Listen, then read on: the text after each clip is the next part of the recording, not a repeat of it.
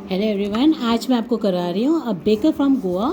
ये है glimpse of India module 6 और इसकी क्वेश्चन आंसर्स मैं आपको डायरेक्टली आंसर्स बता देती हूँ और इसको लेसन को मैं पूरा आपको एक्सप्लेन करूँगी, जिससे कि अगर आपको एग्जाम में कोई भी क्वेश्चन होता है आपको उसको इजीली बिना रटे उसको आंसर कर सकते हैं, क्योंकि पैसेज भी आया था। पैसेज के भी आंसर्स अगर चैप्टर पढ़ा होगा तो आप उसके आंसर्स फटाफट से दे सकते हो, ठीक है ना। तो देखो, इसमें डायरेक्ट मैं आपको आंसर्स बता रही हूँ। इसमें the author usage a string of questions. तो जो क्वेश्चंस करे जाते हैं इस क्वेश्चन में ये है कि वो अपने आप ही क्वेश्चन करता रहता है और अपने आप ही जवाब लेता रहता है।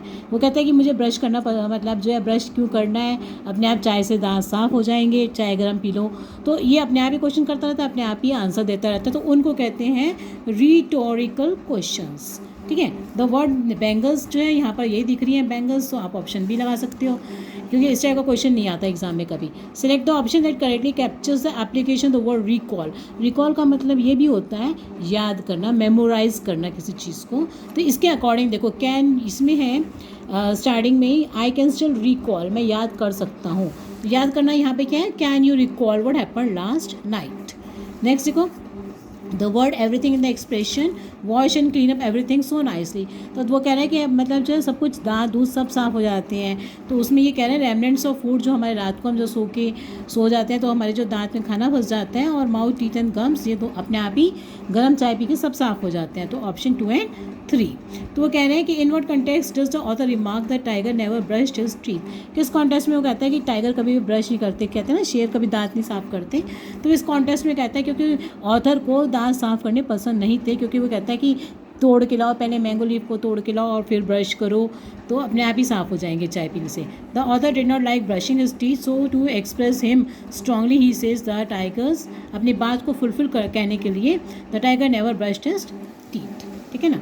नेक्स्ट देखो, अगला है oral hygiene is concern the children describe in the extract can be called careless, होते हैं जो बच्चे दांत साफ नहीं करते। मैरिज गिफ्ट्स, अच्छा, which of the following is the picture of गुआन बॉलियानास और कुकीज़। तो कुकीज़ जो है इसमें ये दिख रही हैं थोड़ी जो है फिगर। आगे देखो, उसके बाद नेक्स्ट है this extract shows that baking is central to Goan customs and traditions, क्योंकि इसमें ये कह रहे हैं कि शादियों में और जगह जो है बेकर की ज़रूरत पड़ती है।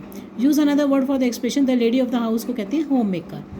एंगेजमेंट कब बना, एंगेजमेंट में सैंडविचेस बनते हैं, तो मैरिज पे बॉल बनता है उनके यहाँ। उसके बाद है which of the following can be considered to be a summary of the above extract whatever be the occasion call the baker. Next है it cannot be overemphasised, इसका मतलब होता है असेंशियल। नेक्स्ट देखो इसका,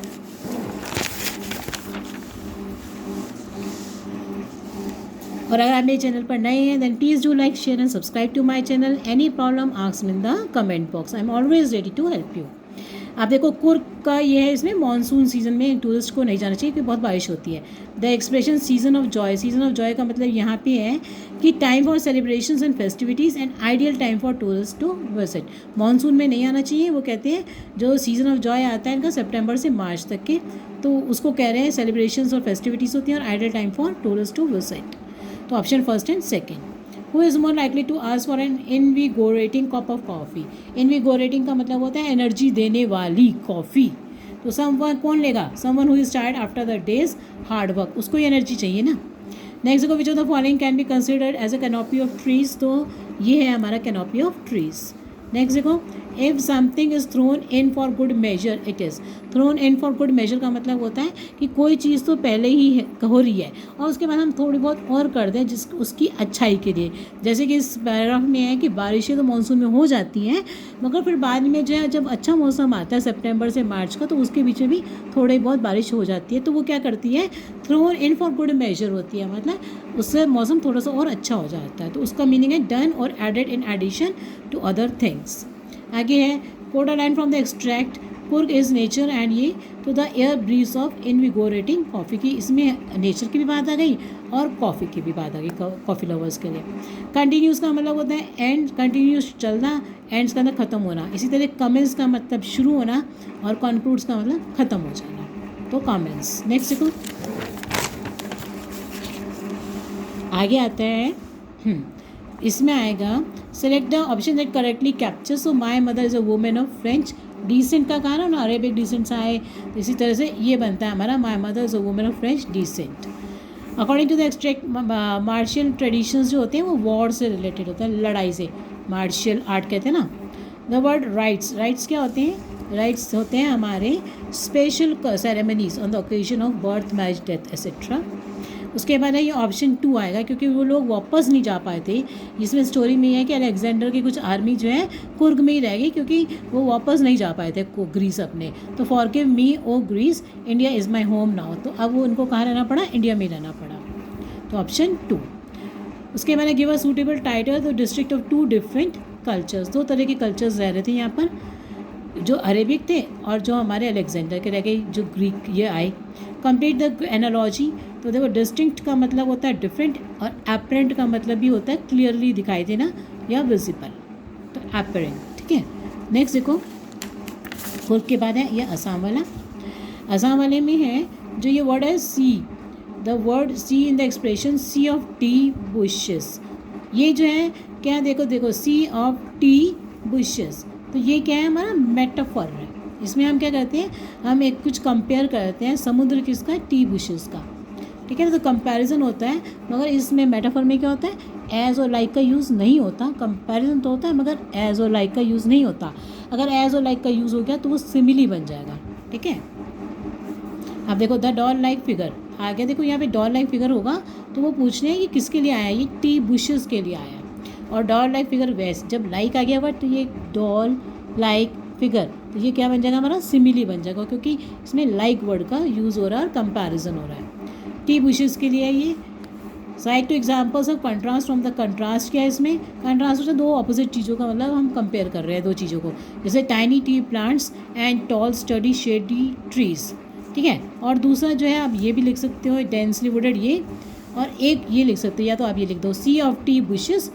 T bushes की जो वो है समुद्र, और ugly building with smoke. Ugly building with smoke ये ज़रा मतलब थोड़ा अच्छा है, क्योंकि उसमें बिल्कुल उल्टा दे रखा है कि वो तो इतने सुंदर है सी और टी बुशेस, और ये अगली बिल्डिंग है किसकी? स्मोक की। तो इनके बीच में कंट्रास्ट, ठीक है ना। नेक्स्ट देखो, एंड अगली building refer to here is most probably, या तो वो टी फैक्ट्री है, क्योंकि उसके ऊपर क्या है? चिमनी लिखी है, तो चिमनी तो फैक्ट्री के ऊपर ही होती है।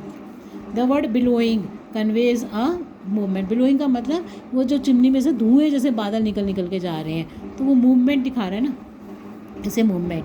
The imaginary used prominently in the extract is. Imaginary क्या है इसके अंदर? विजुअल है, हमें दिखाई दे रहा है कि ऐसा ऐसा हो रहा है, तो विजुअल दिखा रहा है।